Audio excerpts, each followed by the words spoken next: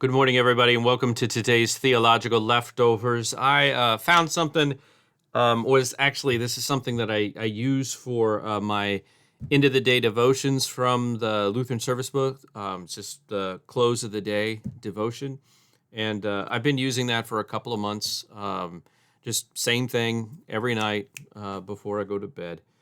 And I've enjoyed that. I've enjoyed the repetition. And one of the reasons is the more I repeat it, the more things kind of stick in my head.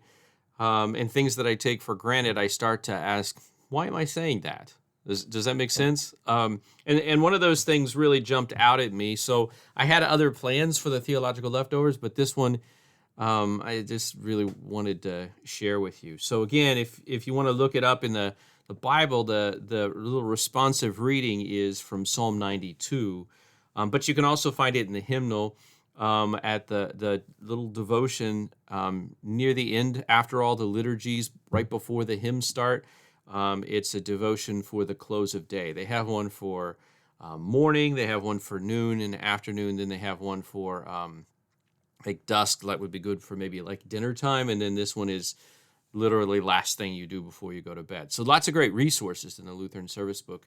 If you're looking to add some devotions, they really lay it out for you. So it's not real long. It's very simple to do. And if you want to add to it, there's lots of ways that you can add to it. I don't right now anyway. I've just been trying to keep it simple, to develop routines at points in my day where I've traditionally been really bad at establishing the routine of devotion.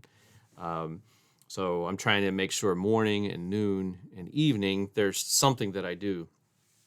And what I find is my day's so inconsistent in so many cases and so easily interrupted, and my own brain is so easily distracted that doing something every morning, every noon, and every evening has been a real challenge for me devotionally. So I like these because they're nice and simple. I haven't been adding to it, making it complicated. The more complicated I make it, the less likely I'll consistently do it. And I'm finding not only that I am developing a routine, but I'm developing a real love for these words. So anyway, from Psalm 92, here's part of the little sentences right after the invocation. There's just a little responsive. I just do it by myself, and I just do the whole thing. I just read to myself. So, but you could do it with others, and you could do it responsively. It goes like this: It is good to hear. I'm skipping just a little bit, but basically I'm saying this: It is good to herald your love, God's love in the morning, your truth at the close of day. Right? So these are good things to do, to herald God's love in the morning and his truth at the close of the day. So I've been doing that for 3-4 months now, saying that over and over and over again every night, pretty much every night. And I guess in the back of my head, and slowly it's made its way to the front of my head, is why does the psalmist pick those words? Why is it good to herald God's love in the morning and his truth at the close of day? Those aren't the same things, right? Not exactly. I don't think I should just look at these words synonymously. Like somehow the psalmist is just equating love and truth as exactly the same thing. So let's assume that he's intentional in what he's saying. And I want to focus on the love of God in the morning and the truth that he has revealed to me at the close of day. Why? Why those particular things at that particular time of day? And again, I didn't even know I was thinking about it, but slowly it's kind of become something that I found this past week. I just had to stop and go, why am I saying that? What might that mean? And I don't know if I can definitely answer the question, but this is going to sound terrible, but I'm going to say it anyway. Here's what it meant to me last night, right? And I'm not saying that the Bible is just up to your own personal interpretation, that it doesn't mean something objectively. It does. But we're also looking at poetry. And and it it means something to me here. All right. So I'm looking for feedback. If you think that I'm off base, that I'm missing the objective truth here, then let me know. But here's what I think. The reason why it's good to herald God's love in the morning is because I have a temptation, like most people, I think, to get into the habit of expecting the worst, and for my brain to be dwelling on the things I least want to do in the morning, and those things that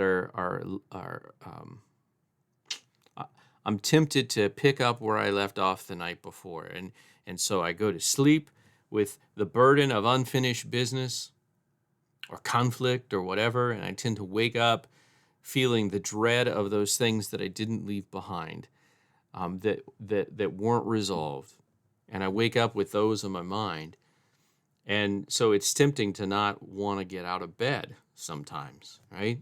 I think that's a pretty common feeling. So to not only think about the love that God has for me, but to wake up ready to herald it, to confess it, to share it, it completely changes the tone of the day.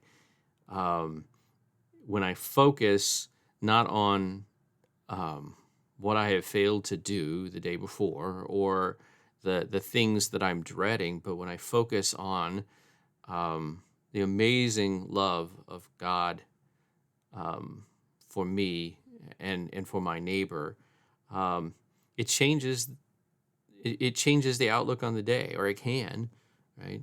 So that I start to look at the day as in a more optimistic way. I look at the day as filled with opportunity to see God's love and to share it. It gives me the opportunity to be grateful for something, right? I might be able to look at all kinds of things that I just kind of shake my head at, and I'm like, I don't want to do it. I don't want to face it. But to be able to face God's love, right? To be able to be face to face with my Father in heaven who loves me is an extraordinary thing, and something to be grateful for, no matter what else might be going on during the day. So it is good to herald your love in the morning, we say to God in this devotion. Then the second part is, it is good to herald your truth at the close of day, right?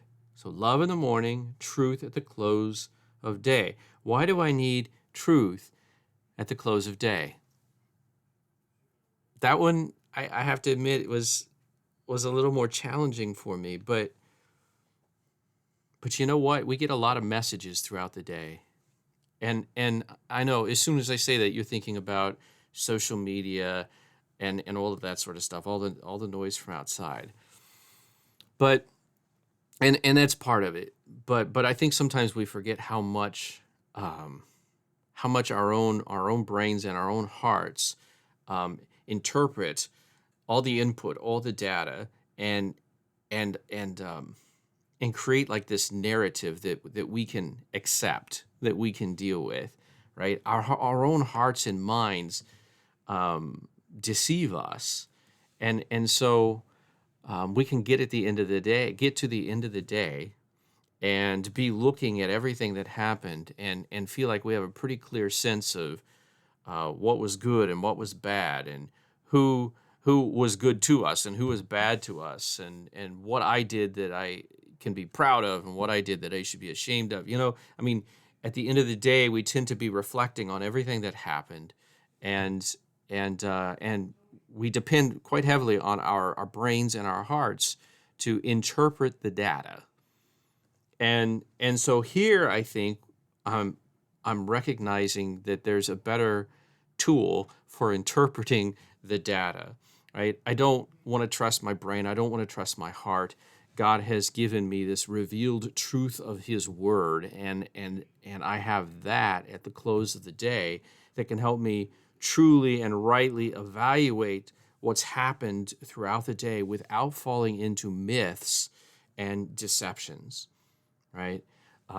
Specifically, I have the law that really reveals the truth about good and evil, and about my actions and the actions of my neighbor.